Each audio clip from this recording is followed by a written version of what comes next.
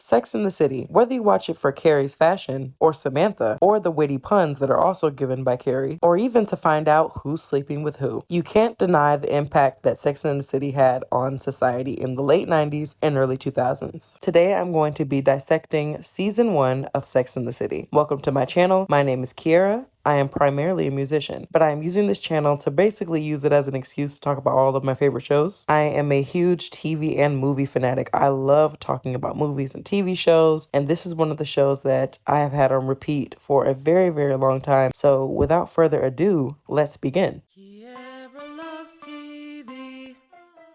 Yes, I made a theme song so that I can talk about all my favorite shows. Oh yeah!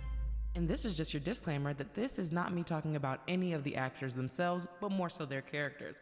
Please do not attack me in the comments. Everyone is entitled to their own opinion, even those who disagree with me. But let's keep it friendly. All right, let's get started with the show. Sex and the City was a phenomenon in the early 2000s and still remains a staple in entertainment today. And it's easy to see why. The show includes 4 main characters. Carrie Bradshaw, who's a sex columnist. We mainly see the show through her point of view. Carrie writes in her column about her own relationship hurdles along with those of her friends. We are led around Manhattan by her and her 3 friends, Charlotte, Miranda, and Samantha. In season 1, Miranda is a lawyer who has basically lost the belief in love. As she puts it, I think they're possible. Yeah. Samantha is a free-spirited PR agent who is also in disbelief about love. Samantha is more popular today because of her more modern ideology about romance and relationships. Samantha speaks for a lot of Gen Z in hookup culture. Charlotte is an art dealer who hopes to own her own gallery and find a husband. This is a show that constantly asks the audience questions about their own lives. It adds to the charm. As I stated before, some people watch strictly for the fashion, as our main character, Carrie Bradshaw, is most known for her shoe obsession. Carrie and the gang are in their 30s when the show first begins in season 1. Samantha is older than a lot of the other girls, but I just didn't really feel like this is relevant to her character, but I'll just say it for the sake of, someone probably being like, oh, wait, what about Samantha? Samantha wasn't in her 30s. Yeah, okay, Samantha was 40 in season 1, according to my source, which I've also linked in the description. So, yeah. Okay, let's move on. In episode 1, we are pulled in by Carrie telling the story of her friend Elizabeth, who was swooned by a man with the promise of having a future, who then ended up basically ghosting her. Carrie Bradshaw is not quite Carrie Bradshaw yet. It's like a different, more diluted version of Carrie, I feel like. Her hair is like really short, and instead of it being mostly blonde, it's actually more of like a dirty blonde in the back. It's like on the top layer, it's kind of blonde, and then up under it, it's not.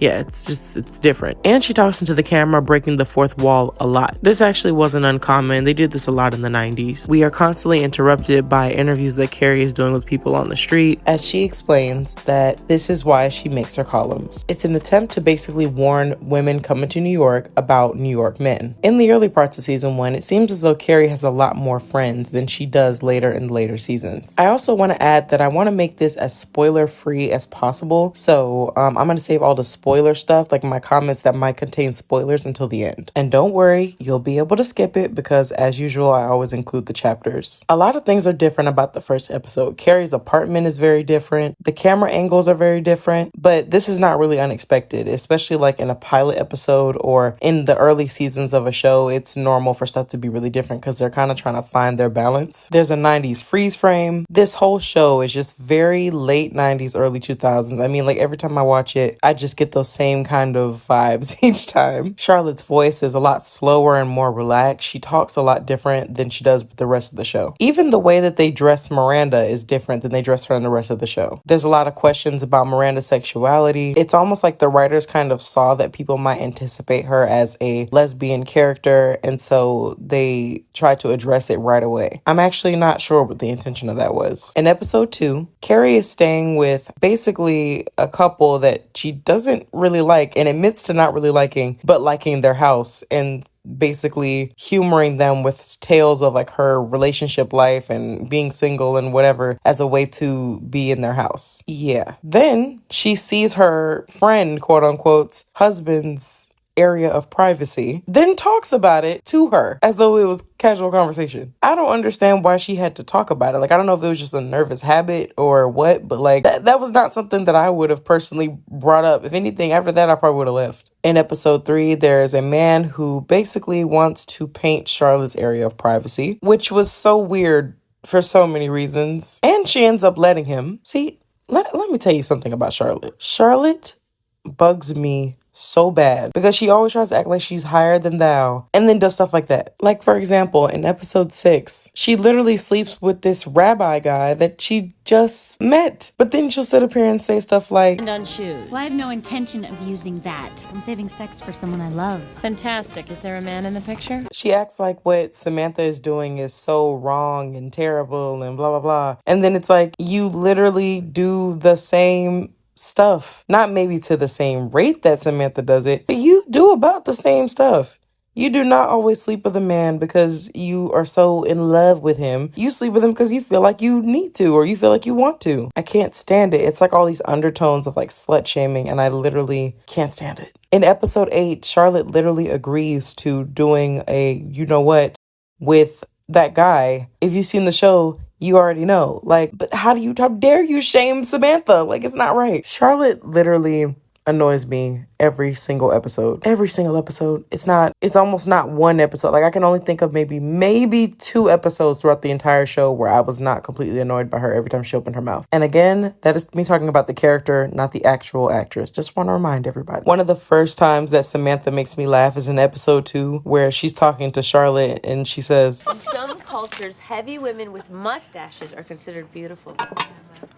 And you're looking at me while you're saying that? And meanwhile, Miranda is set up on a blind date with a woman, and in the midst of all this is dealing with Skipper, or Skippy, as I'm going to call him, because I thought that moment was literally so funny, and that was the first time that Miranda made me laugh. Miranda treats Skipper the same way that Big treats Carrie, with all these, like, basically like the door just never closes all the way. Miranda in therapy, when she was talking to her therapist, was literally so funny to me. Someone drew a eggplant shaped object in front of Carrie's face on her bus when she had all these pictures taken so that she could be on the side of a bus. She finally sees her face on the side of a bus and it has that on it.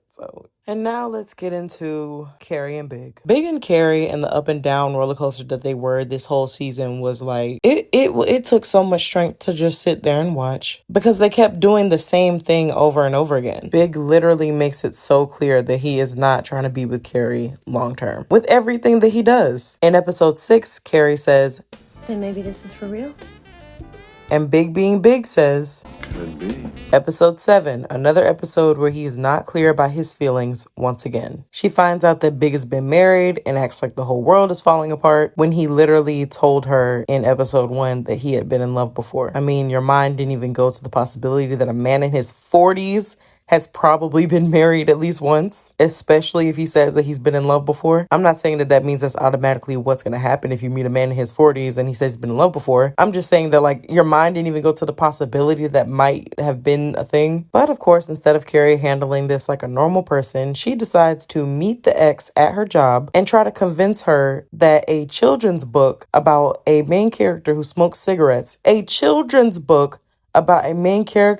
who smokes cigarettes is going to be a bestseller. And the fact that his ex-wife was just sitting there just eating it up. But the ex-wife also told her that Big had cheated on her and that's why they ultimately ended things. And Carrie didn't think that was a red flag? You don't think that's a red flag right there? Like, you don't think that's something to look out for? Like, what? This is the same episode where Miranda is going to therapy and the same episode where Charlotte and that guy are like seeing each other and he's trying so hard to convince her that she needs to have a, menage a trois with her and another woman. He would not let it go the whole episode.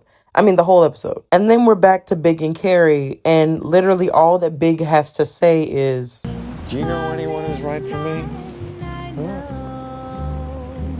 Oh, and how does Carrie respond to that? She just melts. Everything is gone. Everything that's happened previously is out of the window. It's over.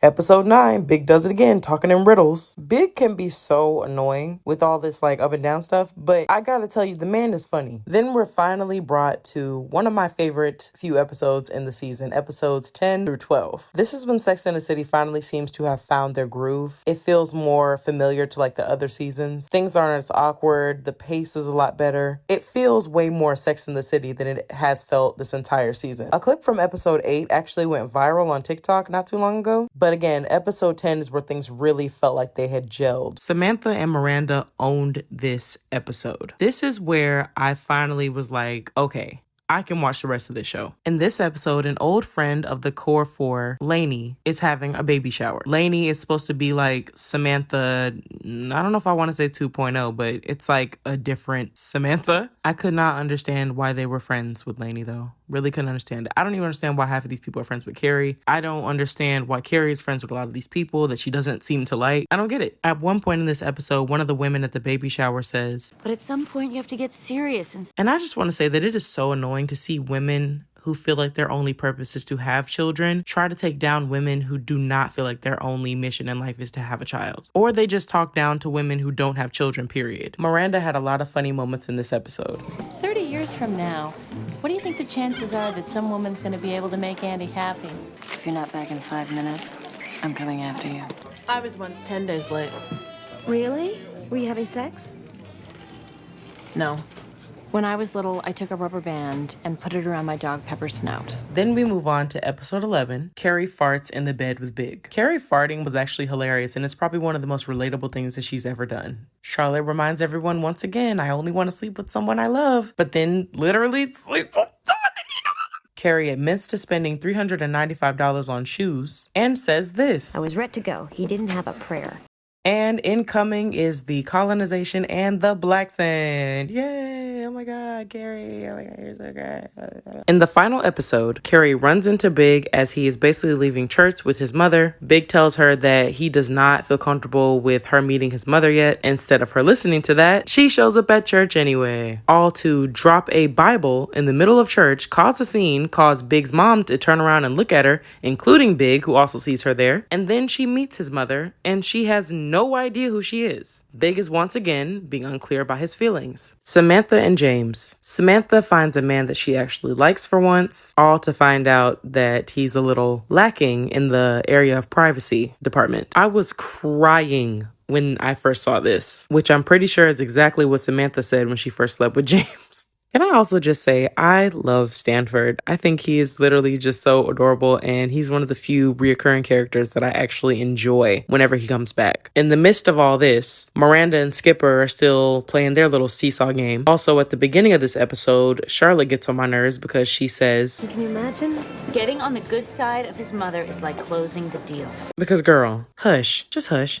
Go ahead and clock out for me, baby. Just go ahead and clock out. It's every episode with you. It's every single episode with you. And then we end the episode with Carrie basically telling Big that she's not going to be part of this whole up and down roller coaster madness that he's trying to be on. He invites her to go on this trip and she ends up not going because he will not tell her anything concrete about their relationship. This is one of those few moments where I actually feel like I could be proud of Carrie, but not too proud, because now it's time for times where Carrie was shitty and I wanted to turn off my TV. In episode 4, Carrie abandons Miranda to go make out with a guy and lies about it. In that exact same episode, the only thing that stops her from going out with Big is simply the fact that Charlotte calls her and tells her that her new man wants her to do backdoor activities. Carrie slept with the 20-something guy all because Big could not make good on their dinner plans. In episode 6, Charlotte says, please do not put this in your column. And what does Carrie do in the very next scene? She's typing away. In episode 6, she shows up at Big's house drunk and is fussing at him. In episode 7, Carrie admits to having abandoned her friends for the first time. And lastly, this is called I Can't Really Stand Carrie, but these are times where she looked really, really good. Times I loved her hair or her fashion or style. I'll admit, I don't always like her,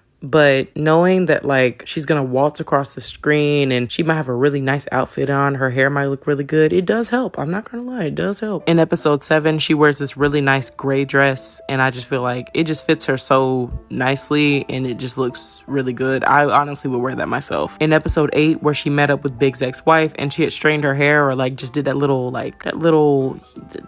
yeah, I did like that. In episode 11, when she has that ponytail when she's with Big, and in episode 12, her hair looked absolutely amazing in that church. Now, this portion of the video is for people that have already seen the entire show. It's not going to be without spoilers. This is where I'm not going to hold back on saying anything that might spoil it. So if you have not seen the show, do not watch the next part. When Charlotte sleeps with the rabbi in episode 6, it reminds me of how she met Harry. Like, just the way that she's walking around in that room and everything, and then all of a sudden she just has to sleep with the rabbi. Like, that reminds me of how she ended up being with Harry. The guy that plays Jared in episode 7, the guy that plays Jared ends up actually being a guy that she dates later on in the show. In the episode where, like, he lacks stamina and, like, his mom really, really loves her a lot. He also played in a movie that I originally reviewed. This video is not up, by the way, because they got copyright strikes on it and nobody could see it, so it was really no point in it being up. This was actually a lot of fun, and I cannot wait to do this again. I cannot wait to dive into Gilmore Girls. I'm so happy with the feedback on everything that's been happening recently. Let me know what you guys think about this video in the comments. Also, please let me know if you guys are interested in one of those Watch With Me series. I mentioned this, I think, in my last video. It basically would be me and watching episodes, and you guys could see my live reaction to things, which I think would be like super cool and funny. And those videos would be a lot longer than my normal videos. I cannot wait to post another one of these videos. I am constantly working on video ideas. I have plenty of video ideas, actually. Thank you guys so much for watching, and I will see you guys in the next one.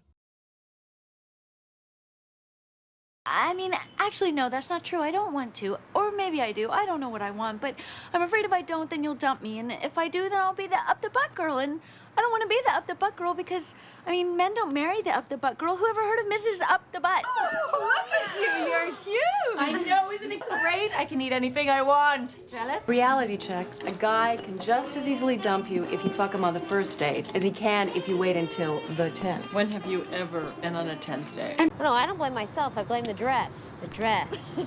The dress led me on. Had a life of its own. At least you can take care of yourself. I'm way beyond that point. Besides, I think I've given myself carpal tunnel. You're not even pregnant. What's going on?